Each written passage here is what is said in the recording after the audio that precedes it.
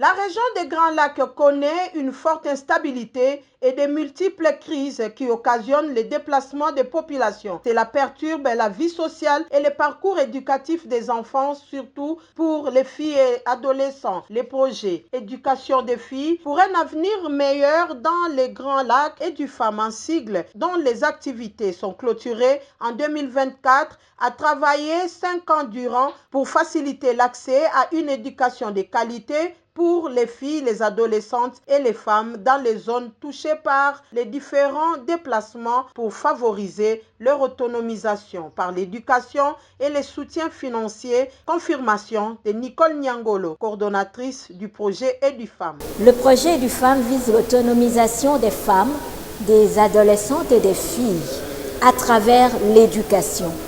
Donc, dans le cadre de ce projet, nous avons mené des activités ou des actions de divers ordres. Nous avons travaillé avec nos cibles, c'est-à-dire les filles, les femmes et les adolescentes. Nous avons travaillé avec les écoles.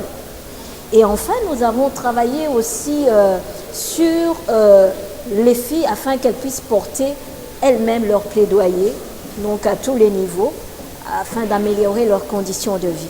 Ce projet a touché plus de 25 400 filles, adolescents et femmes dans la région. En RDC, plus de 2800 filles vivant au camp des réfugiés de Lucenda à Fizi ont réintégré l'école depuis le début de ce projet EduFam réalisé grâce au consortium entre la structure CECI et la Fondation Paul Gérin-Lajoie. Aussi grâce à l'appui financier du gouvernement canadien. On a voulu travailler avec les communautés, la communauté haute, avec la communauté de Lucenda, pour s'assurer de ramener les filles et les femmes à l'école et pour les aider dans leur autonomisation, pour les amener dans des formations techniques et professionnelles. Et c'est ce qu'on a réussi à faire. On a réussi à travailler avec plus de 10 000 femmes et on a réussi à ramener sur les bancs d'école plus de 1400 filles avec des systèmes de rattrapage.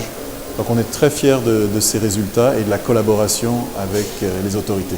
L'on note aussi l'accompagnement de Caritas Goma et des partenaires régionaux comme la COCAFEM GL. La Fondation Paul Gérin-Lajoie et les CECI pour leur appui technique, financier dans la mise en place du projet EduFam de 2020 à 2024 dans la région des Grands Lacs en particulier et dont la concertation des collectifs des associations féminines pour la région des Grands Lacs a été honorée d'assurer la coordination régionale.